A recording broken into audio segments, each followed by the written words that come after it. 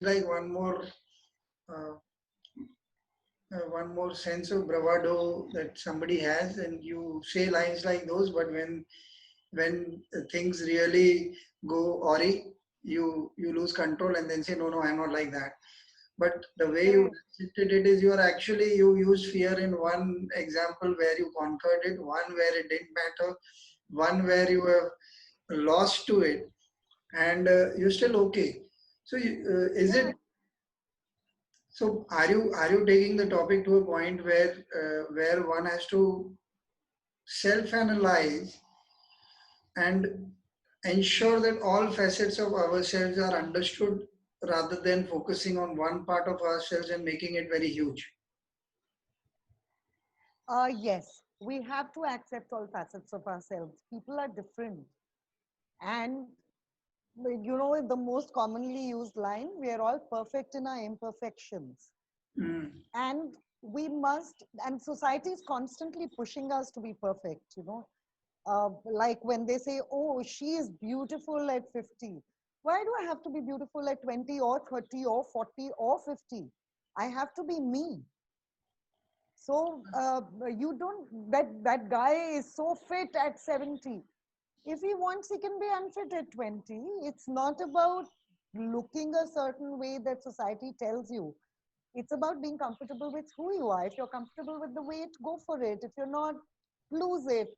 If you are, so just accept your imperfections. There are people who go scuba diving, people who do surfing, they ride huge waves. Not all of us do it. And do we really panic and say, oh my God, there are so many people out there who are doing this and I'm not? No, I'm doing what I can do.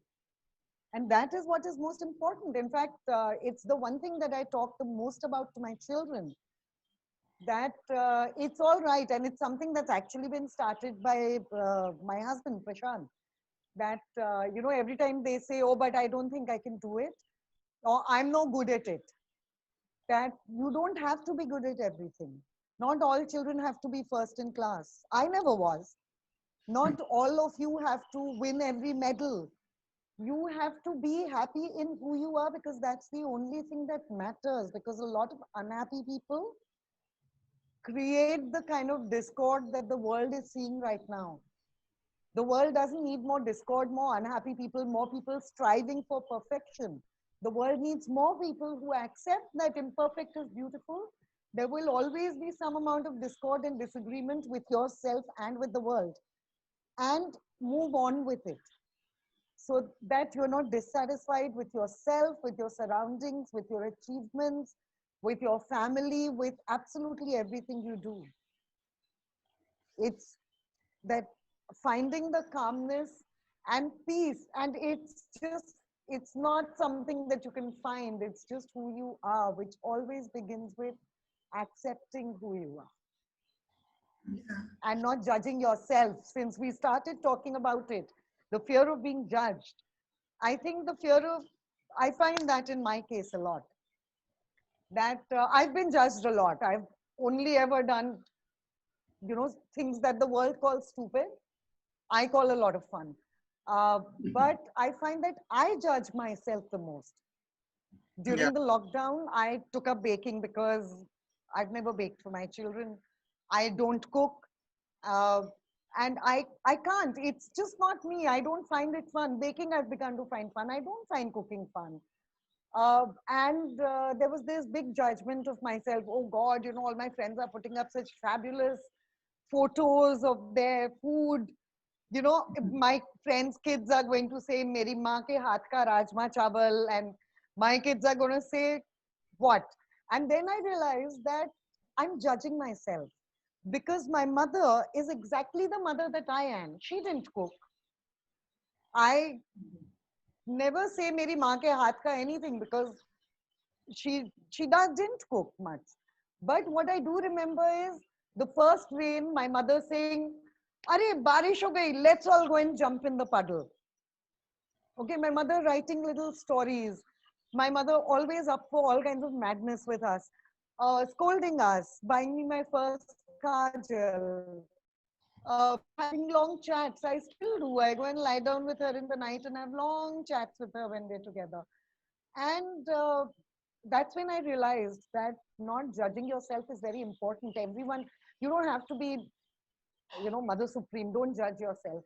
A happy mother is what your children will remember. A relaxed mother is what your children will remember. They're not going to care whether you cook them the perfect Rajma Chawal. And that is what is true of yourself, that the world isn't going to care whether I did everything perfectly in my lifetime or not. The world is going to remember that I was a woman who laughed a lot Hmm. and, accepted myself. So during this lockdown, that's the one thing I learned about myself.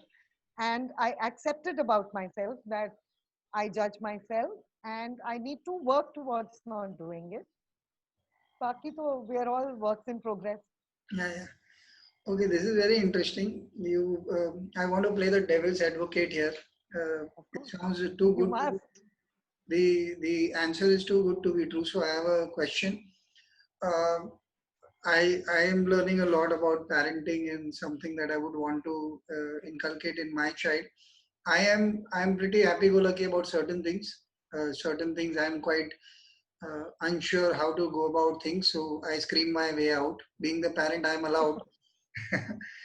But so how do you inculcate a sense of responsibility to not doing things? So, for example, if you aren't cooking and you can't call for food, and the food has to be arranged for, now that is a responsibility that needs to be taken care of. Of While course. while you are still open to defining yourself the way you want and accepting it, but food needs to be arranged. Everybody needs to eat. So, Of how do course. you, in a practical example, how do you resolve that? And what do you tell your kids at that point of time? You do the best you can Okay. and you tell the kids that you lead by example. Hmm. Okay. We're not afraid to tell our kids that we've made a mistake. I apologize to my kids a lot. If I do something stupid or if I do something wrong, my kids will point it out to me. And I have always made it a point to apologize and say, sorry, mama made a mistake. And I will try not to do it. So they know that mama is not perfect, that Hmm. mama is human, which means other people are also human. And, that it's okay for them to make mistakes also. As Okay. long as when it's pointed out, you can accept it. And so I would do exactly that. I would do the best I can. And I would tell them that, like when you have a test, I don't expect you to get 100%. If you get it, it'll make me very happy. If you don't get it, I will still love you because you don't need to be perfect. So that is the one thing that I have always kept. And that is the one thing I've learned from my parents. Because I remember once I came home with my report card and well, I won't even pretend it was just bad. I flunked math. And I Okay. came home petrified because my mother is brilliant at math. So I came home really scared that my mother will say, I'm so good at it and you failed. And my dad looked at my report card, started laughing and said, well, you at least got 23 out of 100. I got a 5. And we all just started laughing. And that went a long way in, accepting my imperfection. And the other thing that I do encourage my children to do is to not accept my absolute authority. My Ah, authority is not absolute. On the other hand, they are not allowed to do something just because they want to do it, just because they feel like it. If they want to do something which they know I will not agree with, and by now they're 6, they pretty much know what I'm going to be okay with, they can come and they can argue it out. So we have this thing called let's argue it out. They'll come, they'll discuss it, they'll argue. Again, something that I've learned from my father, that discuss it with me. If I feel what you're saying is right, I'll let you do it.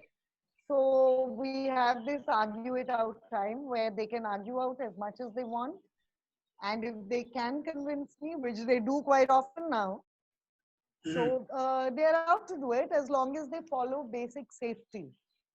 Yeah, yeah.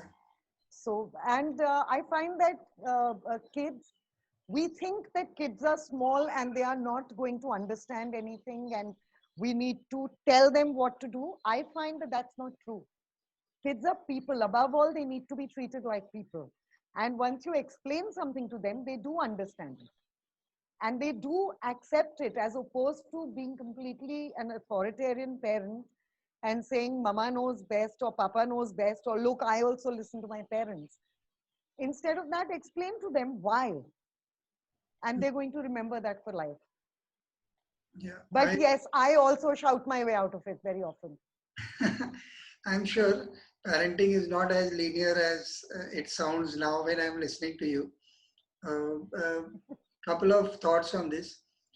Uh, I find most of the time I'll end up explaining, but I've told her that I need space where I am going to be the dad.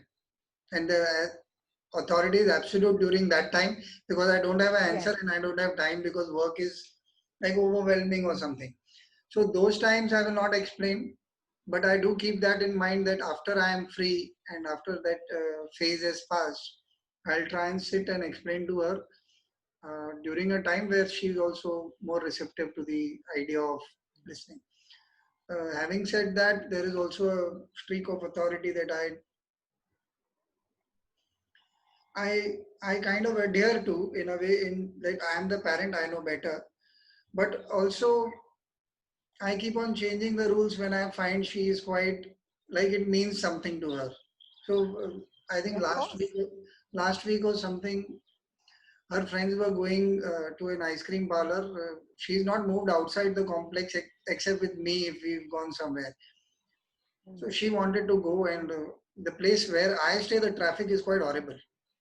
Uh, so it's very scary to let her cross the road because those guys are actually zooming on bikes and cars, and I stay in the busiest part of Thane.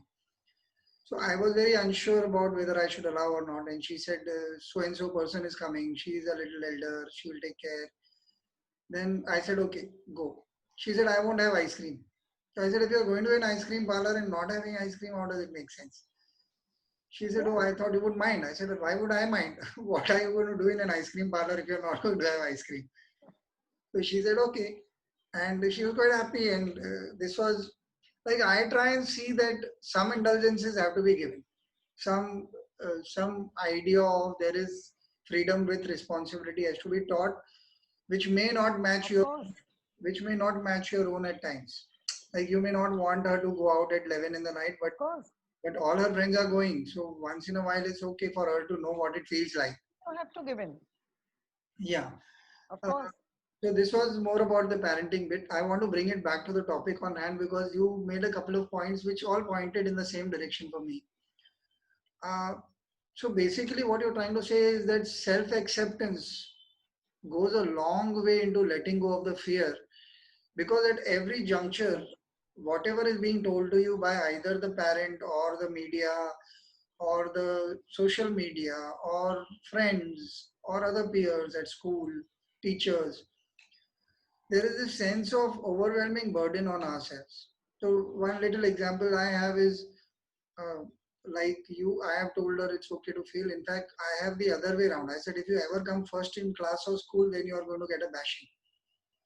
So she's like, what is wrong with coming first? I said, it's wrong with coming first, but don't you bother about that nonsense. Academics is so that yeah, you open your mind that there is a certain subject called science, social science, max. That's about the maximum that I expect from you to understand what is the context. Max bole to ye, social science bole to history, geography, and so on and so forth. yeah. And she actually won a medal, and that I think that's one of my favorite stories. We took a picture and sent it to all our friends. She won some Olympiad medal or something. The next year she won a better medal, like it was bronze, and then she won a silver or something like that. And she said, I said, वो जहाँ लटका है वहीं जाके लटका दो. She said, no picture this time. I said, yeah, they all know that you are an achiever. How much more are we going to brag about it? It's okay. So the sense of not having to live up to her own levels also.